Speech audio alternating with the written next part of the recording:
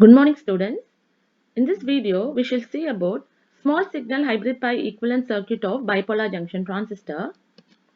So what is called by a transistor model? A transistors are nothing but a simple devices with complicated behavior. So in order to visualize the operation of a transistor in a amplifier circuit, we have to represent the device by a model circuit. So a transistor model circuit is going to use a various internal transistor parameters to represent its operation. So transistor small signal model or AC model can be classified into three types. The first one is called as a hybrid parameter or H parameter model. The second one is called as a RE model, and the third one is called as a hybrid pi model. So a transistor can be treated as a two-port network, and the two-port network can be specified by its terminal voltages V1 and V2 and the current I1 I2. So the H parameter models are nothing but it's commonly used to analyze the BJT circuits using input current and output voltage as independent variables. And the benefits of this H parameter models are it is easy to measure and can be obtained from the transistor static characteristic curve, and it is convenient to use in circuit analysis and design, and it is easily convertible from one configuration to other. Then why we are going for the next model, that is called as the RE model. So the H parameter values are vary with individual transistors of a same type. So the accuracy of this H parameter models will depend on the operating condition. So we are going for alternate model called as the RE model, where the RE model is going to make use of a transistor beta and the dynamic resistance. And the benefits of these RE models are the parameters are easily available, and it's very simple and easy procedures are used, and the results obtained have a good accuracy for the study of amplifier circuits. The third model is called as the hybrid pi model, which we are going to study in this unit.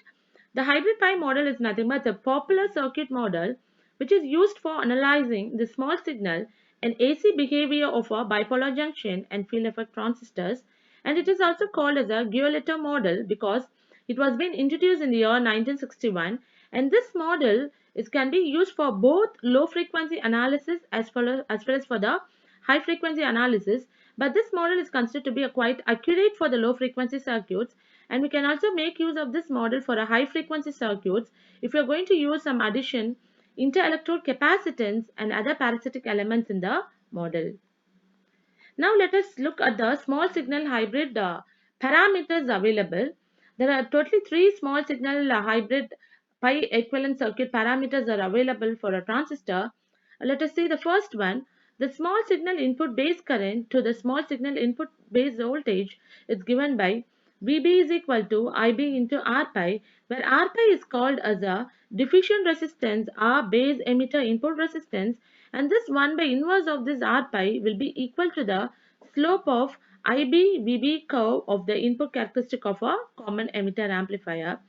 And the equation for this diffusion resistance is given by, from the equation 1 we can write R pi is equal to VB divided by IB, and I'm going to substitute the equation of IB in this equation, where the base current IB is given by IBQ divided by VT into VBE. So I'll be getting the R pi is equal to VT divided by IBQ, and we know that the base current will be equal to collector current divided by beta. So if I replace the IBQ by this equation, so my R pi equation is given by beta Vt divided by ICQ. From this equation, it is clear that the small signal parameter R pi is also a Q parameter, and it is inversely proportional to the DC bias current. And the next small signal parameter is called as a transconductance, and it is given by the equation Gm is equal to ICQ divided by Vt, where this small signal transconductance is also a function of the Q point parameters and is directly proportional to the DC bias current, whereas the R pi is inversely proportional to the DC bias current. So if we multiply this both the small signal parameters, that is R pi into Gm, so we'll be getting a common emitter current gain, where R pi into Gm will be equal to beta. Now let us go with the last parameters of your hybrid pi equivalent circuit, that is called as the output resistance. The transistor output resistance can be obtained if you include the early effect. The early effect is nothing but we'll be getting a change in the collector current with respect to the change in the collector to emitter voltage, and this output resistance is given by the formula R naught is equal to VA divided by ICQ. Now let us see how these three parameters is going to be replaced by the transistor model. So the for figure A shows a small signal hybrid pi equivalent circuit for a NPN transistor, and this side, the right side shows a small signal hybrid pi equivalent circuit for a PNP transistor. If you look at the diagram figure A, between a base and emitter terminal, the resistor R pi is being replaced, where the voltage across the resistors R pi is given by the term V pi, where V pi is nothing but equal to VB voltage.